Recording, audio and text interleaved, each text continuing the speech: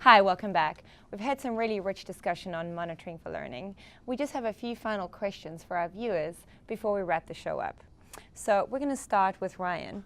Every great teacher reflects and has barriers that they've had to overcome. What's been your greatest barrier that you've had to overcome when it relates to monitoring for learning?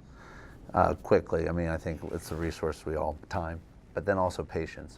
Patience to see something through and see that you're going to stay within the process to get the results you're hoping for.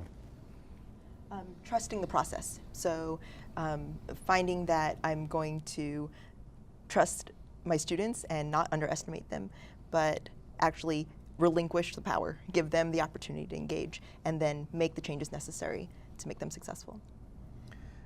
Realizing that this isn't anything new, it's not a new magic bullet, but what it is that it's a better focus instructionally for us to get the most out of our students. Challenge is giving up the idea of control, of allowing the students to do more of the talking and let me be more of a facilitator, not so much of standing over telling everybody what to do. Giving up power and knowing that there's not one answer, that you have to use multiple modes of monitoring. What's been your greatest success? For me, just when the students do well, and then watching them celebrate and see how excited they get that they've mastered a task, or that they're moving further along in what their ultimate goal is for the process. Being able to hear the students articulate the math confidently and accurately, and have that discourse with one another without me being the one to drive it.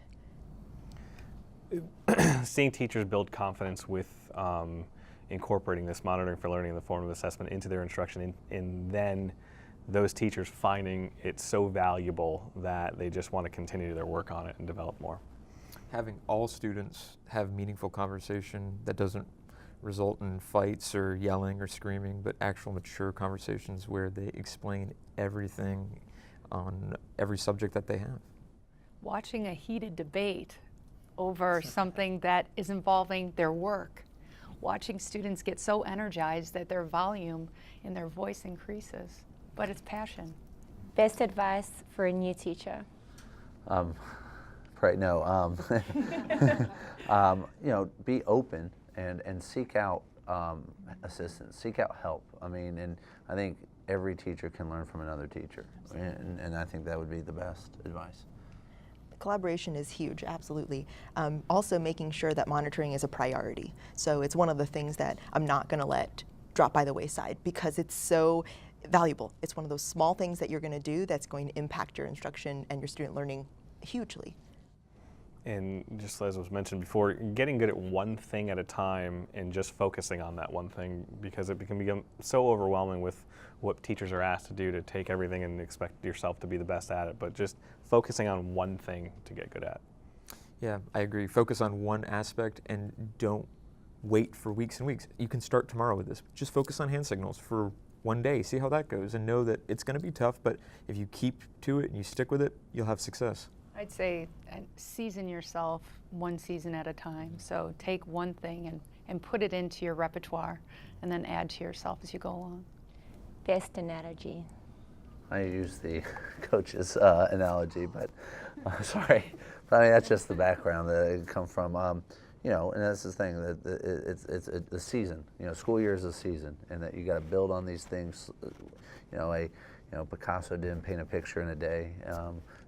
These great musicians didn't do it in a day. You got to season, develop your skills, and that just goes for teachers and students. I don't know if I have an analogy, but like we expect of our students through this monitoring, we should also expect of ourselves, right? That we're going to change our practice, and we're going to grow in our practice, and we're going to reflect on it and get better and better. So the teaching analogy for monitoring student learning. My favorite is unquestionably the field trip analogy of when we take our students on a field trip, we're constantly monitoring where they're at, and the same should happen in our classrooms. We should constantly want to know where our kids are and not lose them at the otter exhibit in the aquarium. Weightlifting.